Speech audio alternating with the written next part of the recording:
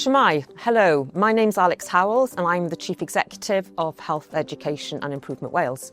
And I just wanted to talk to you a little bit today about the education strategy that we're developing for HEIW and what it's all about. So, education and training is one of the most important functions for us as HEIW. And over the last couple of years, our investment in education and training has reached around £330 million. And that's about 85% of what we spend as an organisation. And education and training is so critical to all of us because it has such a huge impact on what we're all here to do, which is to improve care and population health.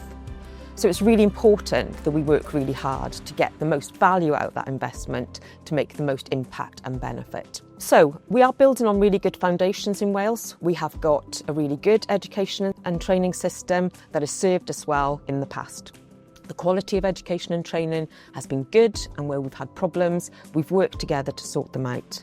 And over recent years, we've also seen many improvements being made to individual professional programmes. So what is the case for change then? And why do we need an education strategy? Well, the first thing is that, as we all know, the environment around us is changing at an exponential rate. And some of those things that are changing are things like the health and care needs of our population, the way we're going to be delivering services in the future, the huge opportunities of digital and AI, and the vastly different expectations of the workforce today. All of this happening within a financial context which, as we know, is very constrained and really requires us to make sure we get the best use of our resources. And the second thing is that although we know that our education and training system has delivered a lot of benefits, actually we also know there are some weaknesses. So, for example, the fact that a lot of our education and training is based on uni-professional programmes.